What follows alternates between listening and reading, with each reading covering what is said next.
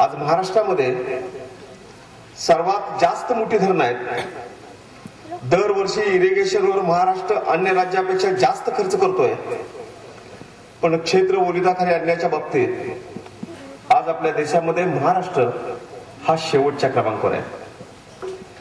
एका बाजूने आमचा खर्च अधिक आहे, आमची धरणं अधिकची आहेत, पण क्षेत्र मात्र कमी ओलिताखाली येतंय. याची कारण भौगोलिक होती. राज्यामध्ये पडणारा पाऊस विशिष्ट भागातच पडत होता. पाणी नद्या वाटे भूपृष्ठावरून आणि भूपृष्ठाखालून कोकणातलं पाणी समुद्राला जाऊन पडत होतं. बाकीचा भाग बेसाल्टने बनला होता. पाणी अडवण्याची, पाणी साठवण्याची क्षमता आपल्या खडकामध्ये कमी होती. त्यामुळे यशवंतराव चव्हाण साहेबांच्या पासून अनेक दिग्गज नेत्यांनी प्रयत्न केल्यावर सुद्धा केवळ 18% क्षेत्र आज अखेर ओलिताखाली आलं.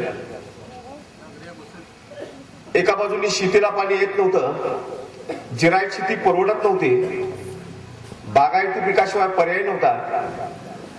आणि त्याच काळात सनदशीर मार्गाने विधानसभेमध्ये भाषण करून हा प्रश्न संपत नाही याची मला स्पष्ट जाणीव झाली होती. म्हणून तासगाव तालुक्यातल्या शेकडो लोकांना एकत्र घेऊन सरकारच्या तिजोरीमध्ये पैसे नसतील तर मार्केटमधनं पैसे उपलब्ध करा, खाजगीकरणात प्रोजेक्ट राबवा, पण दुष्काळी भागातल्या जनतेला आता थांबायला सवड नाही, ते जगू शकत नाहीत, म्हणून सरकारने महामंडळाची स्थापना केली पाहिजे. यासाठी एक आग्रही आंदोलन आपण सत्तारूढ पार्टीमध्ये असताना सुद्धा सांगलीच्या जिल्हाधिकारी कार्यालयासमोर आपण सगळ्यांनी मिळून केलं होतं.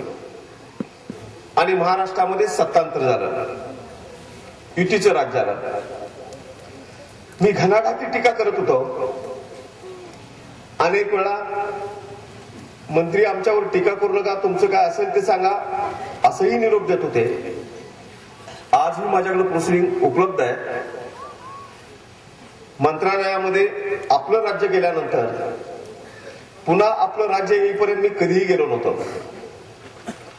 खर तर मी दुष्काळावर मात करायचा प्रयत्न राजकारणामध्ये आलेल्या पहिल्या दिवसापासून केला, पण दुष्काळ आणि आव्हानं माझी पाठ सोडायला तयार नाही.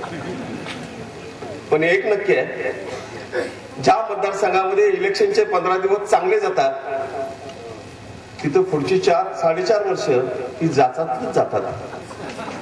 त्यामुळे जे केलंय ते थोडस निस्तारावं तर लागणारच आहे.